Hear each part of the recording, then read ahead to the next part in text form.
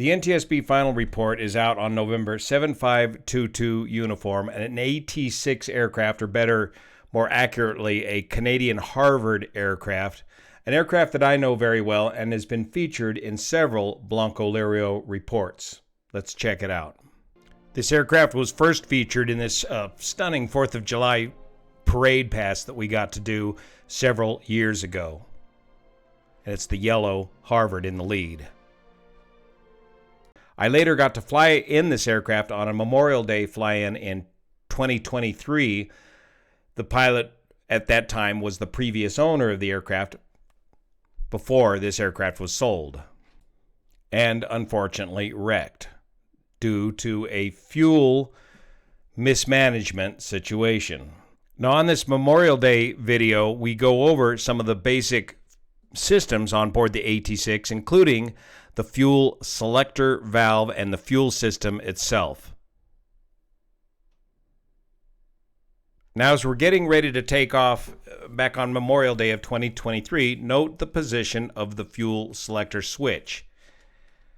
It is on the left reserve tank. It is in the reserve position all the way over to the left.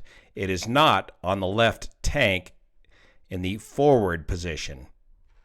And here in the NTSB docket, we have the memorandum for record from the salvage recovery team, Sierra Pacific Aviation, where they document the state of the aircraft before they recover it, and they find the fuel selector switch in the left tank position and not on the left tank reserve position. And therein lies the problem. And here on the NTSB final report, probable cause and findings, the pilot's improper fuel tank selection, which resulted in the total loss of engine power due to fuel starvation. It's not fuel exhaustion. There was the 20 gallons of reserve fuel was still available, or some semblance of the 20 gallons of reserve fuel was still available to the pilot. And also contributing to the accident was a malfunctioning fuel selector valve at low fuel levels. So let's get into the details. My name's Juan Brown. You're watching the BLANCOLIRIO channel. It's a Monday, the 2nd of June, and this video, like the others, is brought to you by viewers like you that sponsor this program here on Patreon. Thank you for your support. As Sean Tucker says, we are always learning. Behind each NTSB final report is the NTSB docket, which has the meat and potatoes of the investigation. So let's start first with the airplane flight manual from right out of the NTSB docket for a quick review on the AT-6 fuel system. And here we've got the correct manual for the Harvard, the AT-6s that were built for the Royal Canadian Air Force from the Canadian Car Company. And here's the important detail about the fuel system that as the pilot, owner, operator, you have to have memorized. Owning and operating these old warbirds takes an incredible amount of reverence and respect for these older machines and a complete and thorough knowledge of the systems upon how they operate. And it's pretty straightforward: left tank, right tank off, and left tank reserve or reserve line. So if you just select fuel tank to the left, you end up using this fuel line here, which has a higher standpipe in the left fuel tank and leaves in reserve nearly 20 gallons of fuel. You need to select the reserve position of the fuel selector valve in order to drain all the fuel out of the left fuel tank. The right tank is simply the right tank, and it just drains all the fuel out of the right tank. And this has always been a known, somewhat problematic design of the AT-6 and Harvard aircraft. And in fact, so much so that the South African AT-6s, they blocked off that position of left tank and just only allowed you to use the reserve line for the left tank and the right tank for the right tank, so that you would always get all of the fuel out of the left tank. Here's another closer view of that fuel selector valve. 20-gallon reserve. That's the position you should always be in when you're operating an AT6 off of the left tank. You should never really be bothering with this left tank position in the forward position. And of course, over here on the right is your right tank fuel position. So this gives you all 55 gallons in the right tank, and this position here gives you all 55 gallons in the left tank. But the way it's labeled can be somewhat confusing, because up here, if you select left tank, you're only getting 35 gallons out of the left tank, with 20 gallons being left in reserve. So instead of fiddling with this position, just leave it over here in the reserve position anytime you're operating out of the left tank.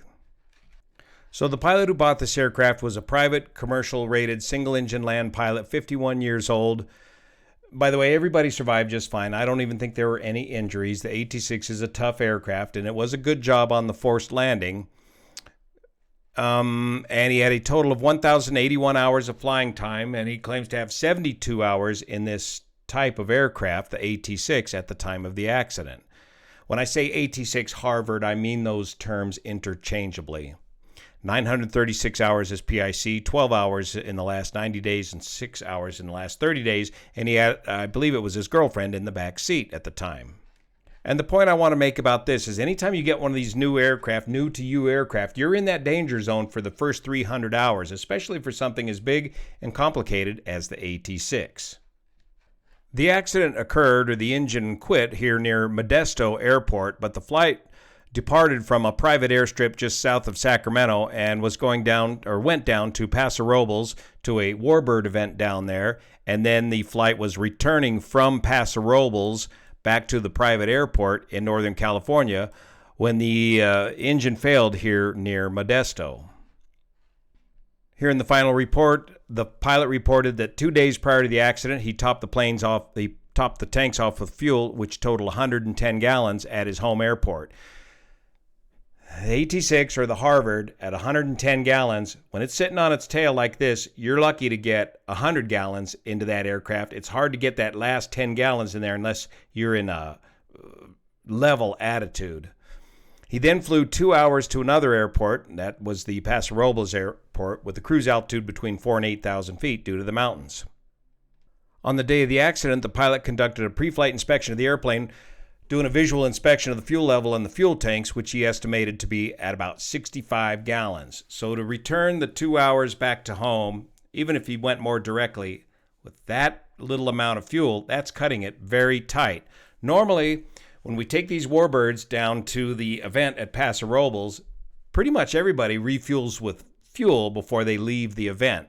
But for whatever reason, this pilot chose not to get gas at the event and just come home with what he estimated to be the 65 gallons on board the aircraft. The way the pilot estimates the fuel visually with the AT-6, and this particular AT-6 is with a calibrated wooden dipstick.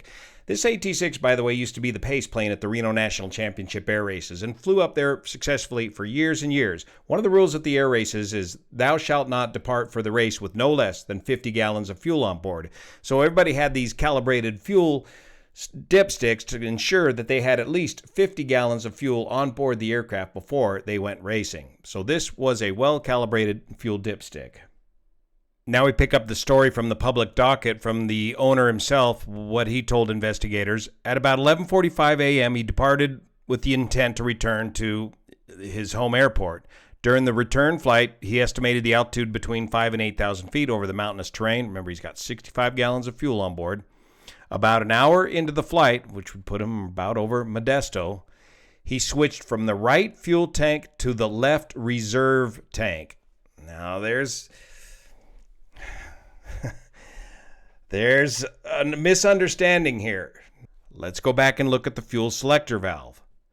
He's on the right tank, and he selected the left tank, which reserves fuel.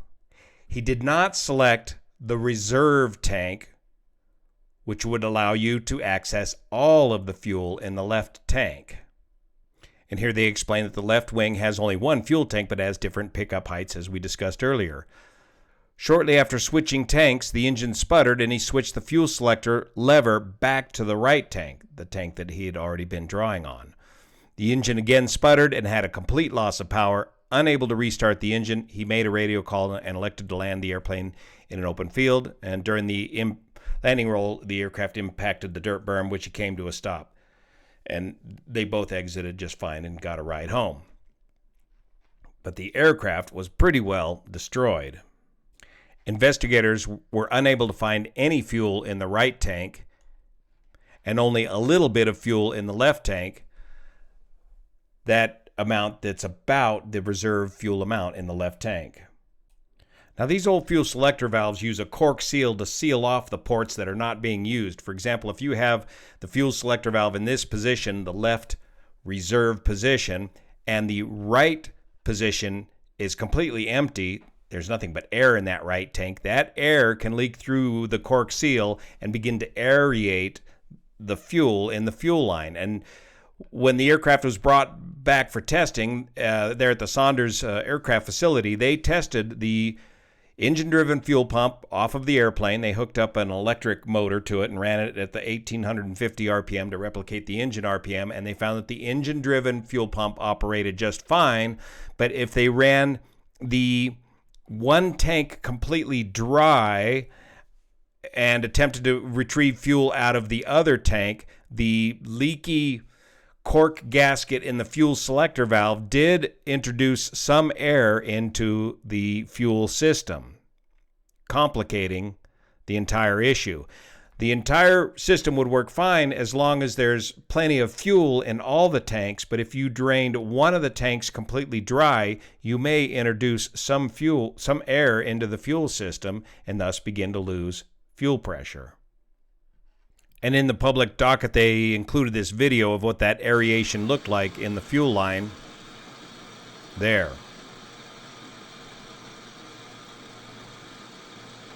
This is what the fuel line should look like without aeration.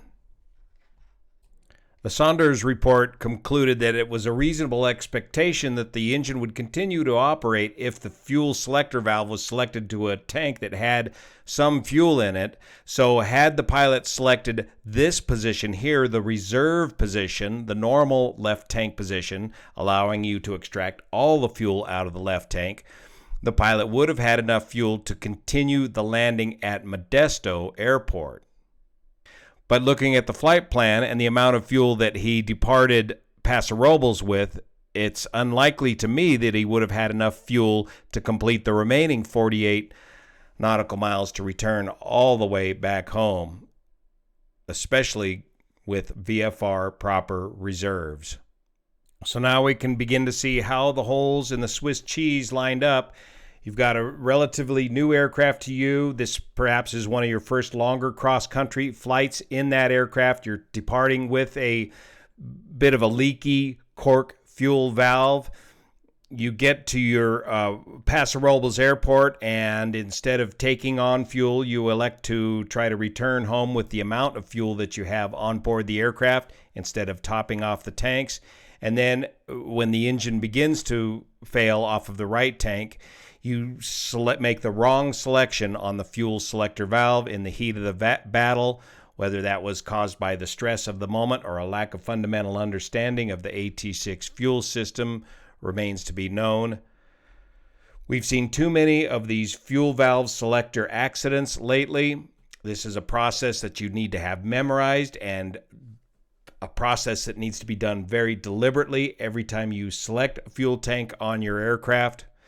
Thank you so much for your support of this channel, especially the folks over on Patreon that make this content possible. See you here.